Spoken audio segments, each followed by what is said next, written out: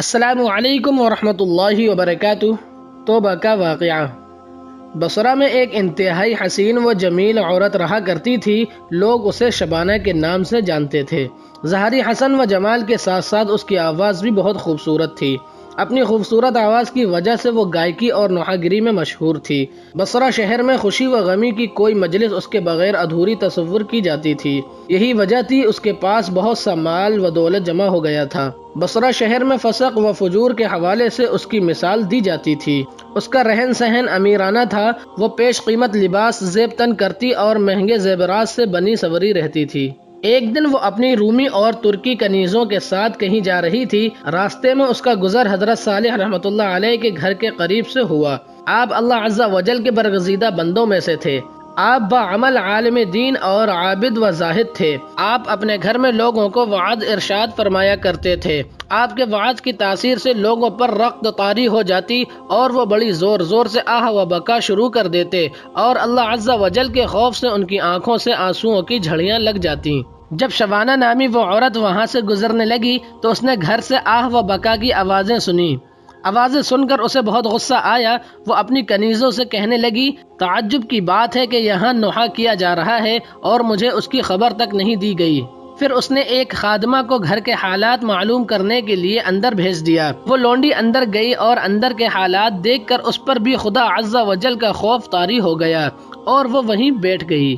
جب وہ واپس نہ آئی تو شبانہ نے کافی انتظار کے بعد دوسری اور پھر تیسری لونڈی کو اندر بھیجا مگر وہ بھی واپس نہ لوٹیں۔ پھر اس نے چوتھی خادمہ کو اندر بھیجا جو تھوڑی دیر بعد واپس لوٹ آئی اور اس نے بتایا کہ گھر میں کسی کے مرنے پر ماتم نہیں ہو رہا بلکہ اپنے گناہوں پر آہ و بکا کی جا رہی ہے۔ لوگ اپنے گناہوں کی وجہ سے اللہ عز و جل کے خوف سے رو رہے ہیں۔ شبانہ نے جب یہ سنا تو وہ ہنس دی اور ان کا مذاق اڑانے کی نیت سے گھر کے اندر داخل ہو گئی، لیکن قدرت کو کچھ اور ہی منظور تھا۔ جیسے ہی وہ اندر داخل ہوئی اللہ عز و جل نے اس کے دل کو پھیر دیا۔ جب اس نے حضرت صالح رحمۃ اللہ علیہ کو دیکھا تو دل میں کہنے لگی، افسوس میری تو ساری عمر ضائع ہو گئی۔ میں نے انمول زندگی گناہوں میں اکارت کر دی، وہ میرے گناہوں کو کیسے معاف فرمائے گا۔ انہی حالات سے پریشان ہو کر اس نے حضرت صالح رحمۃ اللہ علیہ سے پوچھا، اے امیر المؤمنین، کیا اللہ عز و جل نافرمانوں اور سرکشوں کے گناہ بھی معاف فرما دیتا ہے؟ آپ نے فرمایا، ہاں کیوں نہیں۔ یہ وعظ و نصیحت اور وعدے وعیدیں سب انہی کے لیے تو ہیں تاکہ وہ سیدھے راستے پر آ جائیں۔ اس پر بھی اس کی تسلی نہ ہوئی تو وہ کہنے لگی، میرے گناہ تو آسمان کے ستاروں اور سمندر کے جھاگ سے بھی زیادہ ہیں۔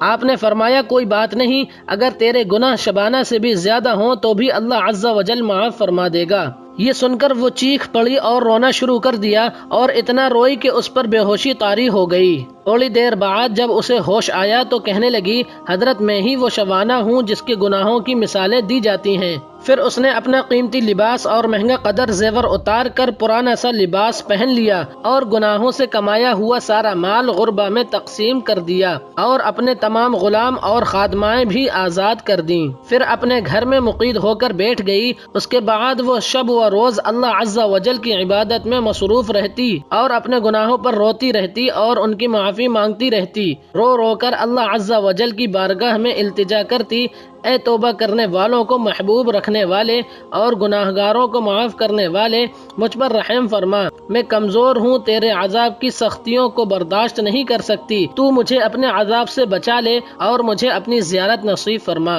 اس نے اسی حال میں 40 سال زندگی بسر کی اور انتقال کر گئی۔ اللہ تعالی ہم سب کو اپنے گناہوں پر شرمندہ فرما کر توبہ کی توفیق نصیب فرما۔ آمین ثم آمین۔